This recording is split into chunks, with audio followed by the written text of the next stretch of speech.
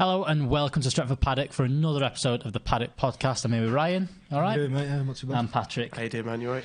Yeah, a bit better than I was the other day. Yeah, we won't talk about that. Let's not talk about that. Yeah, bit fresher. Yeah. Don't drink, kids. Anyway, moving on. So, transfer window, it's coming to the end. 3 days left. Is this as bad as it's been? It's been pretty bleak, hasn't it? It's to not. say the least. I can't think of a window where we've been in such desperate need like we have been this time round, and there's just been zero business done. Absolutely. I think for me, this is absolutely the worst transfer window in modern memory. Is this as bad as Moyes' first summer? Yeah, Let's put it this way. We actually signed some. Yeah, well, I mean, we got someone. We got Fellaini in, because at that point we were desperate for players. We knew that. We knew that we needed that when we got linked with 4 million centre midfielders. Yeah.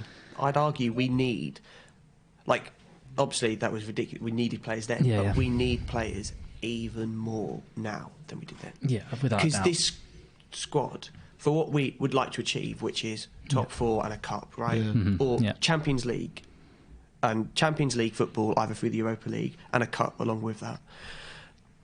We are look at that squad. We are so far away from that. Yeah. It is beyond a joke. It's beyond comprehension, and yet the board have lied and they've failed to get transfers over the line. And I don't think we're going to be seeing Bruno Fernandes being signed. We're not going to be seeing Slimani or somebody else being signed because the board have failed. And every single time that there's been a rumour about someone or whatever, it hasn't come through, or it's been total nonsense. And now all this stuff about the director of football, etc., is all just leaks from the board to cover their own backs. Yeah, Woodward has signed his own PR manager as opposed to signing somebody for the club.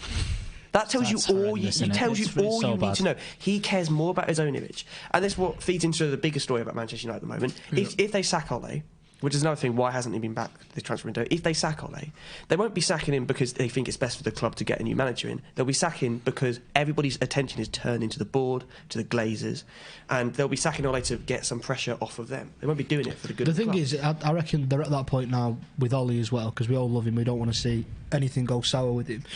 And this comes into showing how naive they are in the boardroom as well. They don't realise if they sack Ole, no heat is going to be taken off him. If anything, it's just going to be more intensified. Yeah, in my opinion, anyway. I think they just hope that you'd bring in Pochettino, and they just hope that he would be so good. If he was, he would rescue them, and they wouldn't have to worry about anything ever again. The same way Alex Ferguson effectively kept them in their jobs for years because he was mint at working with rubbish. But the same thing is Fergie had extremely good players at that point. You know, everyone's saying he was better than. He still had Rio. He had his keepers were Van der Sar and then into De Gea. People saying that his midfield was Michael Carrick all the way through in this time was quality. Yeah. You had Paul Scholes at his peak. You had him retire. You had him come back. He was still quality. You had Wayne Rooney all the way through that.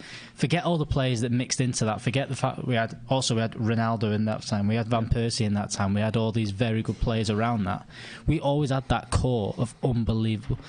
That United family in the comments. Cheers for video coming out with them today. Yes. What other manager gets more out of this team? You know, this is the question. Yeah, absolutely.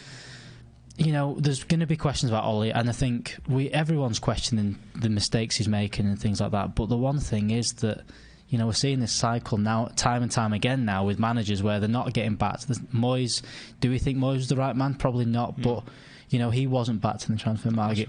Van Gaal. Was he the right man? Was he doing the right things? I think Van Gaal was back to a point, but then. But were them signings really? The thing with Van Gaal sacking, it was very much. As soon as he came in, he said it's a 3-year project. He got 2, so there's that. Yeah. And the only reason we sacked Van Gaal when we did is because Pep went to City. Yeah. I can guarantee you, if City never got Pep, Van Gaal would have got his 3rd year. Yeah, I think he would have done. And then it was just reactionary that we need to go. And who knows what you do with that? And then Mourinho's come in again, and everyone said, well, he spent a lot of money. And the first season they did. Yeah. But then the second season was almost replaced, like the players he brought in were just replacing players we lost. You know, he brought in Lukaku essentially because Ibrahimovic was on the way down, so he was just a replacement signing. Matic was more of a replacement for Michael Carrick because he'd been gone. And then who else did we sign? We signed another centre half, signed Lindelof, didn't we, in that summer? Yeah.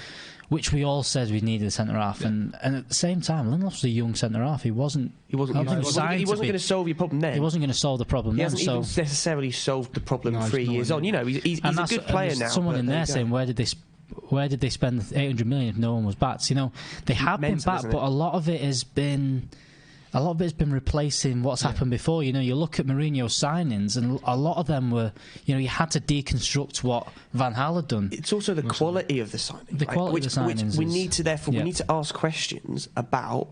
Not just the board being completely unable to actually get a transfer done and get transfers done at reasonable prices. Yeah. We also need to look at the scouting network that we have, because the club maintains pretty much the same scouting network no matter the managers, right? The scouting network is abysmal. Yeah. End of the day, it has justified paying a lot of money for not that good players, and has overlooked and passed up offers for players that have gone to other clubs and have performed at certain levels. Did we not get offered Sarniguez years ago as well? You see, I don't trust this whole we were offered or whatever. Players. Like, I don't know how truthful that is. Like, everybody was like, "Oh, why don't we go and get some Cavani?" Well, Cavani, you can't sign every player. A lot of players don't want to come to your club. But it is true that we have a scouting system that has ignored tons of players. Who is the best hidden gem that we've had since Ferguson? It would be Daniel James, and Daniel James has been here for about 6 months. And he's proven now that he's not someone. He's not a starter. He's not a starter. No. He has a good play. He never should have been a starter. He played out of his skin for the first 6 months. Absolutely fair play to him, and he should be in the squad. But he shouldn't be you shouldn't be relying on him to be a first team starter. No. It all comes back to the club being awfully ran by a family that don't care, by a director who cares only for his own back and is more prepared to sign his own PR agent than he is to sign players. And I think one of the reasons, somebody else said it in the comments earlier, people have been saying it on Twitter now, not only is he, I think they're not backing Ole in part because they don't trust him. And so they're effectively giving him they're going, oh, but we think you might fail, so we're not going to back you just in case we replace you in the summer. But they're giving him the tools to fail by not backing him. Which all leads me to think that they're going to sign Poch in the summer. They can't keep doing this. They can't. I know they can't, I agree. They can't keep. This was the same argument with Moyes, and everyone kind of went, yeah, do you know what? I kind of get it. You know, Moyes, they made that mistake and things like that. But then they got Van Gaal in, and yes, they signed a lot of players with him, but did they really? They didn't back him in terms of 3 years. No. And then they said, okay, we're not going to sign players with Van Gaal because we're going to bring Mourinho in. Yeah. And then they've done the same thing to Jose Mourinho, and now they're going to do the same thing to Ole, and it's going to start all over over again. This window has shades of that summer before Mourinho got sacked, because where it was like we were linked with lots of people, and it just never happened, did it? Yeah. This, for me, has connotations of that. Now, I think that's harsh on Ole. I think, obviously, he's not the best manager in the world. We're not saying he is, but we're saying, frankly, I think he's overachieved with the squad that we have, which is mental. We should be nowhere near what within 4 points. We're fifth. 4 points of fourth. 4 points of 4 points of fourth. We are 4 points of 14th as well. But there's a lot of the saying how bad the league is. We're overachieving. But I think the media as well has a lot to, you know, the way that United are covered is fueling all this. You know, the thing that happened today with the lad that, you know, Burge, a journalist has seen someone drive into the thing and gone, he's in. Well, it's not. It's a reserve team goalkeeper. And this is now as we've missed out on this lad, and it's stupid that we've got. You know, that's for as much as we can. We're going to say how we've just gone through how bad everything's been. That's nothing to do with Man United. That's stupid journalism. Taking a picture of someone and going, it's him, and we've missed. And even that. And then when we've gone back and said it's not him, what they've said is, oh, we've missed out on him. We weren't ever in for him. He's going to Sheffield United. Today was literally the first I'd heard. That's the first. You know, we've not missed out on him. We've not thought. You know, and this is the thing with like the Ericsson thing. We've missed out on Ericsson. He was always going to leave. Like, Ericsson wanted to leave England. That was his whole thing. There is so much. You know, we've been so bad at signing players, and this is not defending it. But the media, the coverage of we're missing out on Cavani at the minute. Apparently.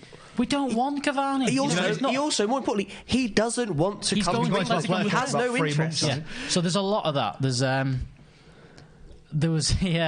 lot of that. But, you know, I don't know. United is the biggest club in the world. Yeah. It's the biggest name in football, right? So you just get more clicks if you have the name Manchester United in your title of any kind, right? That's just how it works. Therefore, the media will put any name that they can vaguely throw at it next to Manchester United, which means that it's extremities. When we're doing well, like we did with Ole, it was the best thing ever. We were back. We were going to win the league next season, etc., etc. As soon as we went on a bounce, like towards the end of last season, where he lost like 3 games in a row or whatever, Ole's the worst manager ever. Why Manchester United appointed him? What a stupid decision. The extremities of Manchester United are made to see. There's no in between. There is no in between because sensationalism is what gets you clicks. And it's the same with this transfer saga now. It will be every little thing that ever happens will be reported as if it's definite, or that Manchester United have failed, or that Manchester United have succeeded brilliantly. It will never be, it was all right. Which, you know what? 90% of the things that happen in life in general, just all right. It's all right. Yeah. So, what do we reckon? What do we think anything's coming in? Do we think we've got a few days left? I think the murmurs about looking into all his quotes this morning, I think he's pretty much summed up that nothing's going to get done. I think when your manager's coming out and saying when you've got 3 days left of the window, it's difficult to do business, and we've been supposedly talking to a certain player who I'm fed up of mentioning now, for the whole length of the window, and he's coming out and saying it's difficult. I think it just spells signs that nothing's going to come in. Sadly. No. I mean, there's a lot of talk about Bruno Fernandes now being linked to Barcelona. Now, the one thing that might be, and I've seen this before, is that they're just they plucked a team out of the hat and linked to with him, because that's now going to have to force United's hand. Maybe they are actually going to go, okay, maybe he's going to go to someone else now, and maybe they might pull the finger. I don't know whether it will. The thing with that Barca deal, I get what you're saying, but the whole loaning him to Valencia for the rest of the season thing is sounds like there's something actually there with all that. I don't know why that would work, but I think firstly that's like a Sporting thing to try and drive up the price, right? If it's a thing and we know that Sporting want to drive up the price, and the reason why this whole thing came about is because United were told by Bruno Fernandes' agents that he was available at a certain price, 45 million. They come onto the negotiating table, and it's and Sporting go, no, 60 million, please, 65 million, and United go, no, we'll give you 50, no, okay, and it's about at 55-ish now, right? Now, Sporting just want as much money as they can. They're a Portuguese club. Frankly, they don't get this sort of money very often. They don't have much money at all themselves at the moment. Sporting have problems in that regard. So, Sporting are just doing a classic tactic that you'll see a Portuguese or an Italian club do, who need the money, just do everything they can to drive it up. I'm not sure what there is into the Barcelona thing. I'm not sure that I necessarily trust a lot of the reports around that. And I think even the Manchester United stuff, right, there was no connection with him really in the summer. He was on a shortlist somewhere, but United were never negotiating. But if you'd have read what the British press was saying, you'd have believed it was going on. You look at what was going. You look at why the British press is saying that. The Portuguese press. The Portuguese press is incredibly sensationalist and incredibly tabloid based. The same thing now is happening. We can't really trust it. It's not fully true. There is some elements of truth to it, but that's why you have to look at the sources behind it and realise Portuguese media can't really be trusted that much. No. How far actually are we along the negotiations? Probably not very far. I think something happens on deadline day with Bruno Fernandes. I think he goes. I don't think he stays at Sporting. I think they're going to go. I think something's going to happen. Whether it is us, I'm hoping it's us, because I think we need someone. Whether we'll get a centre forward in, that's looking less and less likely. I think if anything, I think it might be a short-term loan deal or something like that comes in. I think that's the only thing we're going to get. I don't think we're going to get someone. I mean, I had thought today, Hernandez has just gone to LA Galaxy. Can we not get him for 3 months? Yeah, we could have done much worse to get him back. Just get him for 3 months. Why not? Everyone loves him still. I don't think he's the best thing, but it's an option, you know. He's got a lot of games. What he's good at as well. It's just getting a goal in the last minute. He's not going to be a starter. We need anybody who can stick a ball in the back of the net. Yeah. That's why a lot of people will be looking at a lot of these names going, that's ridiculous. We just need a guy who will give us 5 goals before the end of the season. And it's not even that. 5 important goals. It's give us 10 minutes at the end of a game when we're struggling. Because we've got, like, the front three we're going to have is going to be Dan James, Martial and Greenwood, or he might play Pereira out there, he might play 2 up top like he did this weekend. Yeah. So that's going to stay, and if we stay fit, that's going to be. But we need someone, if we are losing the game, we need to try and, we need that. You know exactly who we need? Ole Gunnar Solskjaer. We do. It's that type of player. Let's quickly mention Alexis Sanchez. I don't want to talk too much about it because there was weird. It was a rumour came out of ESPN in the US, and it just was kind of plucked out of nowhere that we're going to keep him for next season. And then Ole obviously commented it to that. But my thoughts behind it is they have to say something about him because number one, I think we still need to shift him on. Yeah. Number two, there's a good chance we won't be able to because he's on ridiculous money. Yeah. So we might get stuck with him next year. So if Ollie went, nah, he's crap, he's going. Like that's going to happen. Now I think Ollie's got his phrasing wrong with a lot of things recently, and he's said things that have come off the wrong way. But I think what he is saying is, look, he's a player that he's half decent. He's a good player. He's still a good player. Yeah. And I think the reason he's brought this up is because either we need to sell him or there's a good chance they can't. They're looking at it and go, look, we might have to see out his contract here because he's on such ridiculous money. We're not going to get anywhere near what we need to get to get rid of him. So there's a good chance next year he might be with us. Or do you reckon he just knows that he's going to get shafted again in summer? I think he's preparing for that. I think there's a lot of that. I think Ole, thinks he's going to get absolutely done over again. And this is it. If you've got a player on the books who you cannot get rid of because we gave him £500,000 a week, right? It was failed at Inter Milan. And you're like, well, we don't know. We just need, you know what? Because he's been injured for most of it. But you know what the mad thing is? We just need bodies. Yeah, so I think we need people up front, anywhere on the pitch, who can just kick a football. Defence. You know, maybe a better left back in the summer transfer window if he was ever backed. He won't be like a Grimaldo-esque. But the defence is, we can live with it for a couple seasons. Whereas the midfield and the attack are so poor. Midfield especially, we just need people in there. The thing is with Sanchez, you can. I know he was never great when he was here, but he can play in a number of positions. I mean, obviously we played 4-3-3 a lot last season. Obviously switched to a 4-2-3-1. He could play as a number 10. I think he'd do. I don't think he'd do a bad job as a number 10. No. I think there was a rift at the start of the season, and I think they thought, let's get rid of him and things like that. I don't think he is. I don't think Ollie wants him there particularly, but I think what he's preparing for is if he does come back, and you've got to have him in there. You've got to look at least on the outside that you're supporting him and that you want him there because there's a good chance he will be. That's not a good thing. It's not a great thing, but it's I don't know. It's a mess with that whole thing is a mess. And I think the Christian Eriksen one, for as much as he's a cheap player and you could have got him, I think that's saying something like he's going to earn $350,000 a week at Inter Milan. He's going to be on ridiculous money. He's also, in comparison to what he was playing to the Premier League, he's not his best thing. And it just seems, it looks past his peak. Yeah. For me, if we'd have got him, it seems very Sanchez. I think he would have improved us definitely. I think to be fair, I think Sanchez's first. That before the end of the season, that 6 months, he wasn't bad. You see glimpses. You could see there was glimpses of quality there. Yeah. The cross for the Spurs in the semi-final and things like that. You know what else? The City game when he put the two. I think he put the two crosses in for one. There was glimpses of quality there. And I think that's probably what Eriksen would have done this season. But I don't think in a long-term thing. He wouldn't have done anything. Which is why we need to look at getting just an experienced player up top who can score. Look at it now as well. The contract that was given to Sanchez is like. So we'll pay his wages, we just can't call him back if we need him. Now is the perfect time to have got him back. Yeah. Look, and this is it. We don't think he's good. And we don't want him back. We don't think that he's gonna. We don't think that he's gonna solve the problems. But let's take a very realistic approach. We're not signing anybody. No. We have serious injuries up front and in the midfield that are affecting us. Yeah. If you've got a guy on the books who's earning $500,000 and in the past was a fantastic player, we ultimately just need bodies. I don't want him there, but if it means that if it prevents Martial getting injured because we've taken him off 10 minutes earlier than we normally would, yes, I'll have him back. I don't like it. I don't want it, but we have to take a very realistic approach. Yeah, it's like a lot of channels will be able to talk to you or whatever and go, oh, he's crap. He's worse than Pereira. He's worse than this. He's worse than this. He's worse than this. And okay, he's rubbish. We know this, but ultimately, the horrible way that our club is ran at the moment means that what do we do? That's the depressing reality, is that we have to potentially next season turn to a player who's dead and over and done. Yeah, it's great.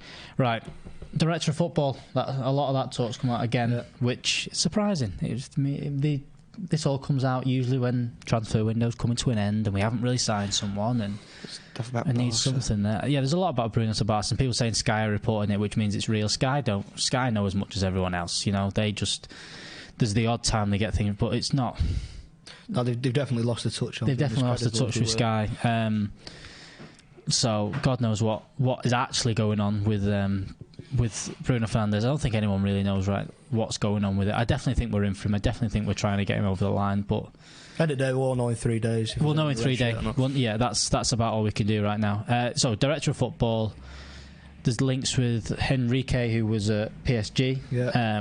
What do we reckon of that? Do we reckon that's the...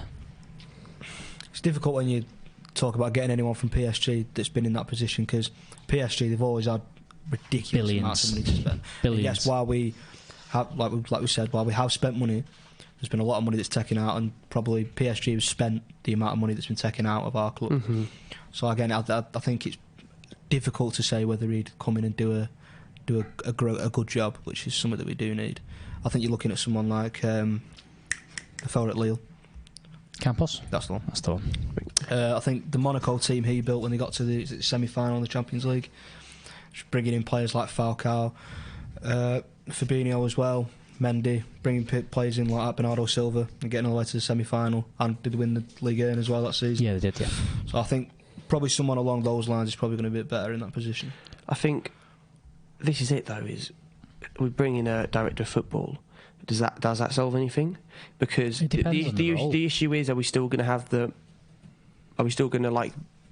the money to actually go and get players, or is money still going to be being taken out? I think it goes some way to helping us out, because clearly Ed Woodward cannot negotiate. No. And if what we're hearing about Barcelona is true, then good. I can't even express how mental that is, and how insane it is that a guy who has presided over the worst period of time in modern Manchester United history remains in a job and seemingly very comfortable in his job, as well. I mean, I think United have always had...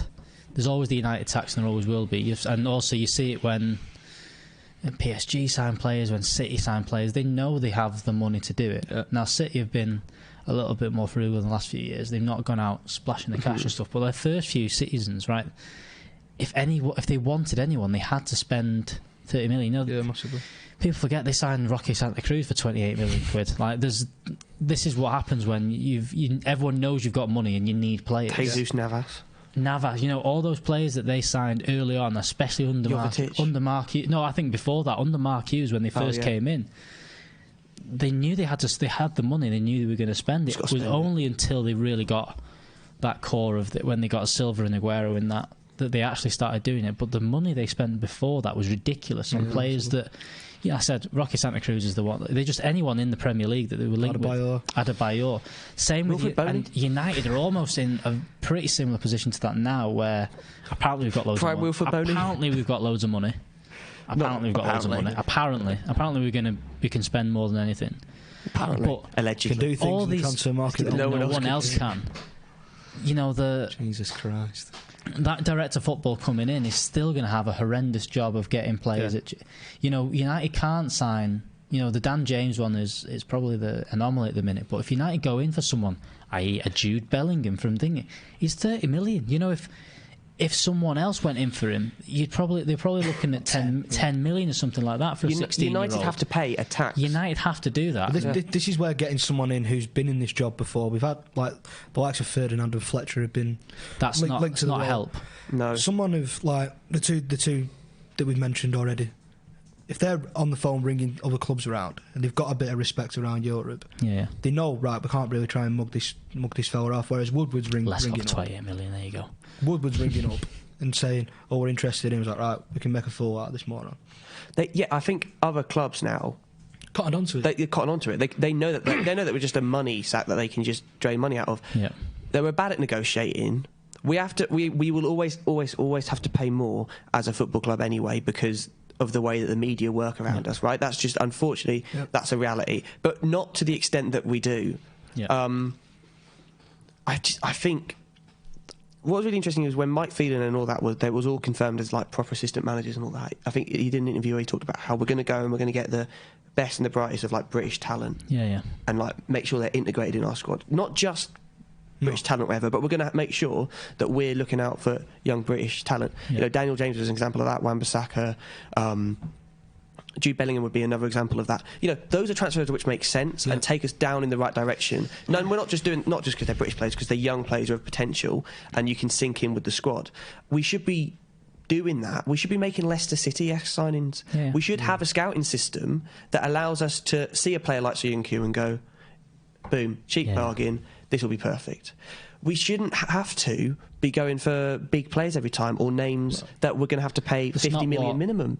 That's not what United was built off of. It's not what Liverpool have done to build that. No. You know, Liverpool have already signed 2 superstars, haven't they? 2 superstars to push them over the edge. We seem to be going the other way and thinking that we need to start with that, and that's how we're going to build it. You need to just build the foundation of teams and go from there. But like I said, you just need someone with a plan with it all. And I think, like, for as much as everyone's slagging Ollie off now, I think that Ollie's idea of the players he wants, I think it's right. I think it's right what he's going for. I think that's why he's been so against the Zlatan coming in, the Cavani coming in. That's why he's so against even the Eriksen signing. Yeah. I don't think not that we've actively rejected those signings. We've rejected them, but at the same time, I think just the reason he's not them back, and the reason that there's not even been on the mark, because you're not telling me Woodward wasn't going, I'll get Zlatan back and we can spend 3 million a week on him for 3 months, which, to be honest, wouldn't go past it. You're not saying he wouldn't back that, because the shirt sales again would go through the roof. The buzz around it all would be mental. But I think Ollie's going, look, that's not, if we are doing a long-term thing, that's not what he wants to do. I think there is a bit of strategy behind it, but the problem is that strategy has also got someone behind it that's not actively doing it. There's not actively going. You've got to both be in the same frame of mind, don't you? Yeah. You clearly have Ollie who wants to do one thing, and Woodward that sees the club going in another direction. And I think that's been the case with all the managers. Like, just look at what happens over time to the managers. Van Gaal just fell out of love with football. We just killed what was one of the modern games. One of the best managers just killed his love for football. Jose Mourinho just looked like he hadn't shaved in about 3 months when he was finished at United. Like, Ole now, you can see him getting more and more frustrated in press conferences. You know, the club's toxic. Yeah, it's not. The club is toxic. The people who run the club, people who run the club, have made it a horrible, horrible place to work. Have made it a horrible, horrible place to play football, to manage, and to, frankly, go and watch games. Yeah, it's not like 15 years ago, you could go and you could enjoy yourself at United game. Now, yes, you can still have a good time when we're winning, when we have big games and we have big nights, like against Tottenham this season. We beat them 2-1. That was a great game. One of the best atmospheres you've experienced for years. But something like the Burnley game is toxic, and it eats away at you. And how can you imagine? We're sitting on the outside. Definitely seeing like a turning point in the whole thing. It just felt different. And I think the point's going to get to is it's because I think it's now it's not an if he'll get sacked. I think it's a when Solskjaer's going to go now, which is a horrible situation to be in. Whether it's, really it feels like it's going to be. I think it'll be the end of the season or something like that, where it'll just kind of meet, or even, to be honest, it'll probably be January next year, or maybe mid-February next year. It depends. It is, but at that point, unless there's been, unless they do spend a lot of money, which they're just not looking at doing it. The question's going to be, what now? And everyone's going to say Pochettino, which, to be honest, as a coach-wise, I get it. I get what he does. I get how his style of play is great. I get what he did at Tottenham. I thought the Tottenham team looked good. I thought they were a very good team. I don't think they were good. I don't think they did well enough with that team. No, he underachieved at Tottenham. But again, it's going to be the same thing as when we got Mourinho. It's going to be the same thing as when we got Van Gaal in. Is he going to get the players that he wants? Is he only going to get them players if he shifts out some of the ones we've got now? There's a sense from Woodward that Pochettino's been used to not having money, but he's not. Pochettino isn't going to come in. I had a quick look at. I had a bit of a scan at this, and the players that Pochettino. First off, the team he walked into. Vertonghen was in that team. Lloris was in that team. They were really good players at Tottenham before Pochettino. The team that Harry Redknapp had, that it was kind of starting to go. The other thing is, they still had that Bale money sat there. Yeah, they spent it on Lamela, who's still there, still a pretty decent player. They spent it on, they had Soldado and all these players, and they all got sold for like 25-30 million when they... You're not signing Dembele, I know he's not there now. Dembele was there at the start, so Dembele was in that team. You had Dembele, you had Eric Dyer, I think, came in for about 10-15 million. Yeah. He signed a lot of players, but also he had players to... everyone talks about net spend and how that's what these managers go like. Klopp's good at it. The reason they can do net spend is they had players to sell. Yeah. Our net spend, it can't be very good right now, because who do we sell? Who's the asset? We talk about Pogba. He's probably the only one. Yeah. But the players we're clearing out. Smalling's going to go for nothing. Jones is going to go for nothing. Ashley Young's gone for peanuts. You've then got Like, who do you sell? Who do you cash in on? Matic is going to go for £2 million if he leaves, or he's going to go on a free. Yeah, 18 months ago you said De Gea, but I think his value's massively dropped. Exactly. Well. So everyone talks about this net spend. There isn't value in the club. Yeah. There's nothing there to sell right now. We have a wage bill of 400 billion or whatever it is. So the only asset that you can sell, because you can't sell Rashford. Right. No, because he would go for 100 million plus. Yeah, which is, a lot of people might clown on me for that, but he would. You're left therefore with your two assets of Pogba and Martial. Yeah. Now, I don't want those people to be sold particularly. No, I like them. Maybe if you take Pogba, it could be a Coutinho-like situation at Liverpool where you sell him and you reinvest that money sensibly and you do whatever. Yeah. Don't want to see that happen, but we could probably do with three very good players rather than one world-class player. He also sold Suarez. Yeah. Well, Suarez went just before that. Yeah. That money was sat there. There was so many. So you sell Pogba. We won't do anything sensible with that money. Well, logically, we'll go buy Dybala, who will flop. Logically, you know what I mean? You'd look at it. You go summer budget. You would be thinking, like I say, in an ideal world, logically around 200 million. Yeah, you're getting around 120 million for Pogba in an ideal world. Yeah. So you're coming into it with over 300 million. You're thinking, right, we can massively rebuild the team. Spurs never finished second. But then you remember who's in charge. Spurs never finished second. That's the thing as well. They came in the third in the they came third in the 2-horse race. They never got past third. Harry Redknapp got them into the top 4. Yeah, because winning trophies is just for the ego. Winning trophies is just for the ego. It doesn't do anything. We can't sell players. There is no the net spend right now. We can't get rid of these players because the assets we have is Pogba. Pogba's probably got 2 clubs he can go to.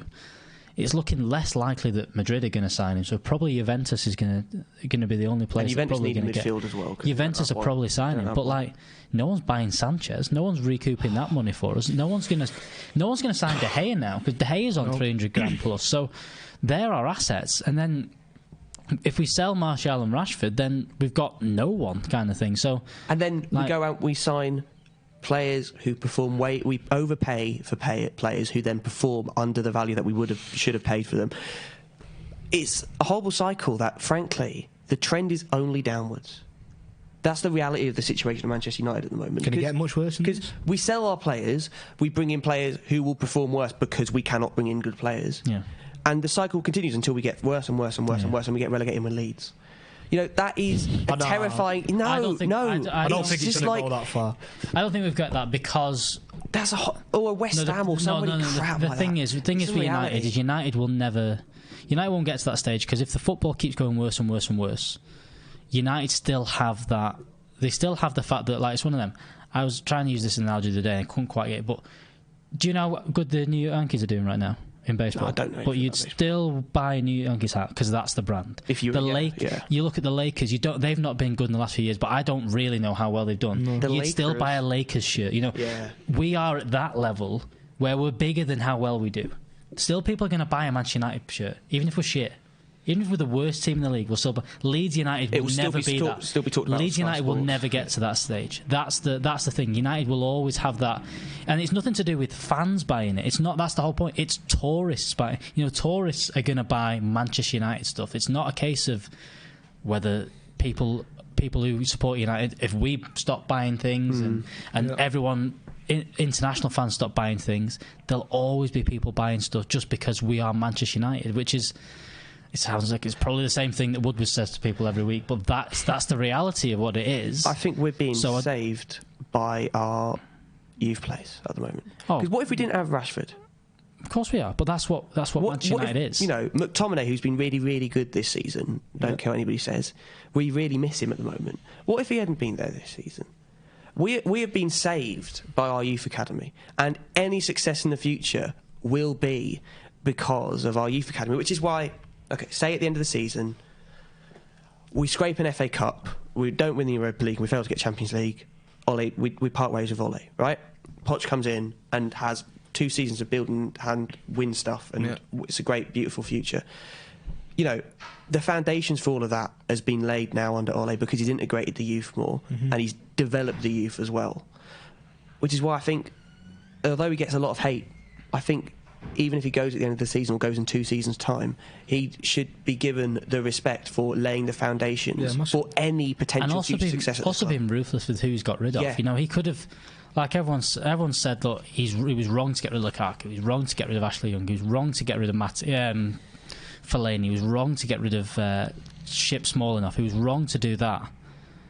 That's ruthless, because he could have just kept them and probably, you know, settled things down a bit this year. He could have just gone, you know what, I'm going to keep these and settle things down a bit. He's not. He's just gone, look, go.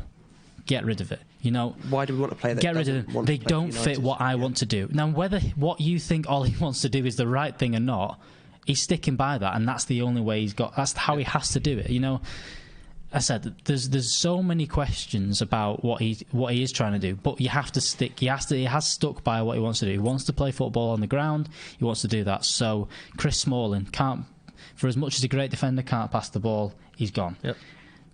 Lukaku, he wants a centre forward that's going to drop deep and get the ball into feet. He's gone. Done. Nothing like that. You know, he's got rid of all them players. Sanchez didn't like the culture. He's gone. Looks like he's coming back. So many things. He's doing the right things. He got rid of the high earners. You're right. He did.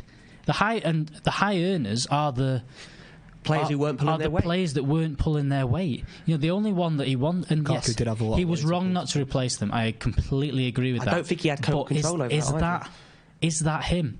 Yeah, you know, exactly. Is that? And this is the big question, because if it is, then there's a problem. But it's not. And he should be gone already. You know, if it was entirely his decision to get rid of the other players and he doesn't want to sign anyone else, I think the thing. Then, if I was Ed Woodward, then you would go, you need to sack Ole Gunnar Solskjaer, because he said don't do that. It was Ed Woodward who failed to bring those players. But that's it. It's the board. I think the thing that always shot himself in the foot with it when he said, "I have the final say," and I think people have taken that the wrong way and gone, right, well, he said he wanted to get rid of Lukaku and Herrera and this and that, so he's decided he doesn't need to bring anyone else in. No, I can guarantee you said get rid of them, but bring them in. Yeah. And then the final say is that, right, well, you haven't got me what I've wanted, so I don't want people that I don't want. Yeah. People have just flipped that around. Ultimately, you can't keep players at the club who don't want to be there. Lukaku wanted to go. Massively. You can't go, they sold Lukaku. Lukaku did not want to be there. You also cannot bring players in who don't want to be at the club. No. What about Cavani? What about Eriksen? They don't want to be in England. They never wanted to play for United. So we never brought them in. It's not Ultimate Team or career mode where you can just sign anybody. In the summer, wasn't it? Yeah. Dybala did not want to come to England. So he goes, Sergio. And there's a lot of things saying like Ollie's covering for the board and he's doing things like that. What do you want him to do? Come on. The problem, this is the complete opposite to what Mourinho. Everyone said that he came out and said things, but he came out and said, "I want a centre half, and we're not getting one." Yeah. You know, without actually saying they're not getting me one, they're not backing me. But essentially, that's what all the rumours that came out. They've said to him, "No, you're not getting that player." Because, you know, everyone's saying now about midfielders is let's just get anyone. I think that was where Mourinho had got to with centre halves. That's why he said, "Just get Yerry Mina, just do it. Just get him. He's no good. Just get him. I don't care. Get Zuma from Chelsea. Just get him. I don't care. Do it. I don't care who it is. Just get someone." And they wouldn't even do that. You know, and Ollie's probably doing the same thing right now. He's just saying, "Look, I need midfielders. Just get me anyone. Get me a striker." And they're not doing that. They're not even doing that. You're not telling me you couldn't go get Decore out of Watford for 20 million. I don't know. Regardless of whether he's the ideal player we should be going for, improves our midfield no end. Even I don't know. But this is it, and this is the. You just bring in a striker who's got Premier League experience. Give us 7 goals before the end of the season, please. What? Someone just said United should have built around Lukaku. Fucking Christ Almighty! Fiana, he was a good player, but do you know what? Frankly, if we'd have bought, Mourinho tried to. That's the thing. Mourinho tried to. He wanted to get players around that. He wanted Perisic. That's why he signed Delo. Because you've seen. I mean, look at Delo this week. He can put a good ball and things like that. We never thought Lukaku was a bad player. He was a good player. He just fell out of love with English football. Fell out of love with Manchester United. Didn't want to be. Mourinho literally wanted to change his system for Lukaku. He switched. He was doing 3-5-2 in pre-season, doing everything, all in preparation, because he thought, right, we're going to get Perisic in. He's going to fire cross after cross after cross. Okay, he's going to score 40 goals. He's going to go win the league. And he was up and down. He was great in patches, and night in Paris was brilliant. But ultimately, it just never quite properly clicked with us. And you can say we should have built around him, we should have done this. He didn't want to be there anymore. No. You're right, and there's people like you could have gone down that route. To be honest, you could have done it. You could have, because looking at it now, he is a goal scorer. If we'd have brought in Conte at the start of this season, he likes a lot of our players because he's signing freaking all. So look, like Conte could have been the choice. We decided not to go down that path. We went for Ollie. We went for someone that wants to play a different style of football, because we could have brought Conte in. I think we played 3-5-2. We'd been boring as anything. We'd have scored 14 headers we scored a header every week, and that's the only way we'd have scored goals. And it'd been fucking boring. And if it didn't work, we'd been told the style of play is no good. And at the time, which is what, looking at what was going on, Ole was the obvious choice. He had done so well up until he was appointed as permanent manager. It was so good. Yeah. There's no two ways around it. You have to go back to that moment and think about that was the best string of football that we had experienced, with the exception of maybe Jose Mourinho's first season in the post-Fergie era. Yeah. It was absolutely fantastic. Atmospheres at Old Trafford were mint. Just the buzz around being a Manchester United fan was brilliant. You know, everybody goes back to that Rio Ferdinand thing. At the time, that is how pretty much everybody was feeling. I thought we were going to go win Champions League. Yeah, I was convinced. I was like, it's 20 years on. But obviously, we're going to win it. But everybody was feeling that way. So at that time, don't lose the historical context of it was mint and it made sense. And now we're in the situation we are. We have to back him. We can't just do it again. We can't go through this never-ending cycle. Let's go on to this. Let's talk about tomorrow. We're playing Man City tomorrow. We're playing a football game tomorrow. We're playing Man City tomorrow. I'm not really looking forward to it. What do we think? What's the chance? Is this? Do we have more chance of beating City there than we did of beating PSG? I think they've got a few injuries. I mean, to be fair, where's PSG the level one? When you look at the team that look at the team that we had then, it's probably not too much far off what we're having to play with now. I don't know. Everything points towards us going out with our tail between our legs. We're getting absolutely battered. But this is with my most optimistic hat on. An early goal could completely change everything. Yeah, it could change, and we have to come out fast. We have to come out pressing, then we have to do all that, and it could go really, really wrong. It could also be brilliant. It could be brilliant. You don't know. I think the 6-0 this weekend helped things. I think it's given everyone a bit of a boost. Calms everyone back down a bit. It was a bad week last week, and you can't say that. Like, you know what? United family 4-0 tomorrow. You wait. Is that to City? No, that's to us, mate. We talked about it earlier. No. It was all brilliant. I mean, we planned out how we're going to win the game. We're going out there. We're going to get an early goal. Martial collects the ball from a mistake. Then little foul on the edge of the box just before half time. Juan Mata top corner.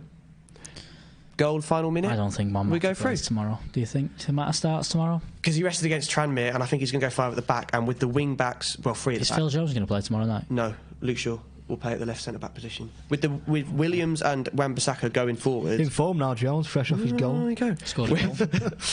With the wing backs going forward, it will save. Like, it will mean Mata has to do less running, and I think it'll try and have it so that Mata can collect the ball middle of the park a bit deeper, and because he's pretty much the only player capable of actually putting a ball from one side of the pitch to the other, and that's what we've got to hope for. Martial and James just get a run in constantly, get a lucky break. Score. That's our only hope. As it was against Paris, really. It was just bomb.